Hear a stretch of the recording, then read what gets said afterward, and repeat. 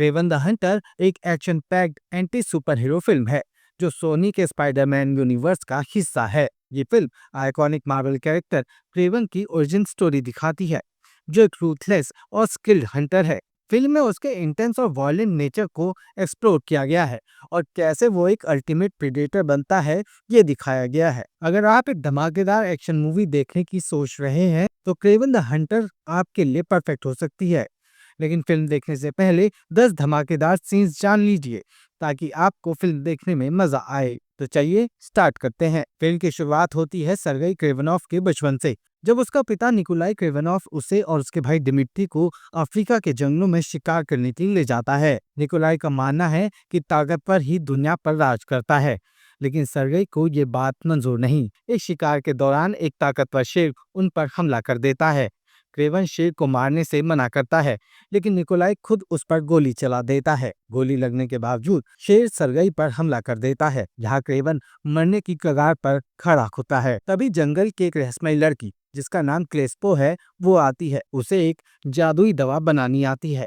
वो तो दवा क्रेवन को देती है। इसके बाद क्रेवन का शरीर पहले से ताकतवर होने लगता है और अब उसके सेंसेस भी तेज हो जाते हैं। वो दूर से ही किसी की सांसें सुन सकता है, अंधेरे में भी देख सकता है और जानवरों से बात कर सकता है।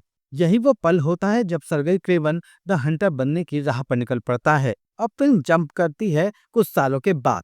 क्रेवन एक नए रूप में वापस आता है। वो एक शिकारी बन चुका है, लेकिन वो सिर्फ उन्हीं का शिकार करता है जो बेजुबान जानवरों का शिकार करते हैं। पहली फाइट सीन में एक ग्रुप ऑफ पोचर्स को वो अकेले ही खत्म कर देता है। कोई उसे पकड़ तक नहीं पाता क्योंकि वो जंगल में किसी भी जानवर से तेज है। ये कहानी आगे बढ़ती है और क्रेवन को अपने भाई दिमित्री की याद आती है, जो लंदन में रहता है। लेकिन जैसे ही वो उससे मिलने की कोशिश करता है तो पता चलता है कि दिमित्री को कोई रहस्यमयी इंसान उठा ले गया है। क्रेवन को पता चलता है कि उसके भाई को एलेस्किसी नाम के एक आदमी ने किडनैप किया है, जो कि अब राइनो बन चुका है। अब यहाँ आता है एक धमाकेदार सीन, यानी कि सुपर विलन राइनो का जन्म। लेस्की एक एक्सपेरिमेंट का हिस्सा बनता है, जिसके बाद उसका शरीर गैंडे की स्किन में बदल जाता है। अब उसकी ताकत इतनी ज्यादा है कि कोई भी हथियार उसे भेद नहीं पाता। क्रेवन के सामने अब एक असली शिकारी है, कैसा दुश्मन जिसे हराना नामुमकिन है। क्रेवन अपने भाई को बचाने के लिए राइनो के अड्डे तक पहुंचता है और फिर आती है फिल्म की सबसे धमाकेदार लड़ाई। क्रेवन पूरी तरह ताकत लगाता है, लेकिन राइनो हर एक बार को झेल जाता है। क्रेवन को लगता है कि राइनो ही उसका असली दुश्मन है, लेकिन जब उसे पता चलता है कि उसके भाई का अपहरण उसके ही पिता निकोलाई ने करवाया था, तो वो चौंक जाता है। अब ये सिर्फ एक शिकारी की कहानी नहीं, बल्कि एक बेटे का अपने ही पिता से बदला लेने की जंग बन जाती है। क्रेवन अब अपने पिता के एम्पायर को खत्म करने की कसम खाता है। एक सीन में वो अकेले ही निकोलाई के पूरे गैंग पर हमला कर देता है।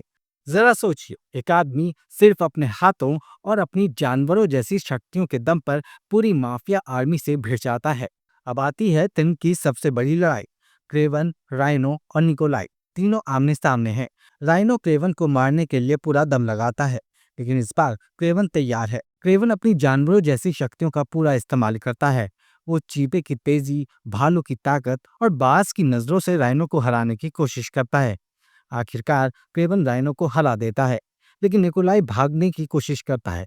अब क्रेवन के सामने एक आखिरी फैसला है, वो अपने पिता को मारे या उसे जिंदा छोड़ दे। फिल्म के क्लाइमेक्स में क्रेवन को एक बड़ा सच समझ आता है। सच्चा शिकारी वो नहीं होता जो सबसे ताकतवर हो, बल्कि वो होता है जो खुद के अंदर के जानवर को काबू में रखे। अब वो क्रेवन द हंटर नहीं, बल्कि क्रेवन द प्रोटेक्टर बन चुका है। अगर आपको रिवेंज, एक्शन और वाइल्ड पावर वाली मूवी देखनी पसंद है तो क्रेवन द हंटर आपको बहुत पसंद आएगी।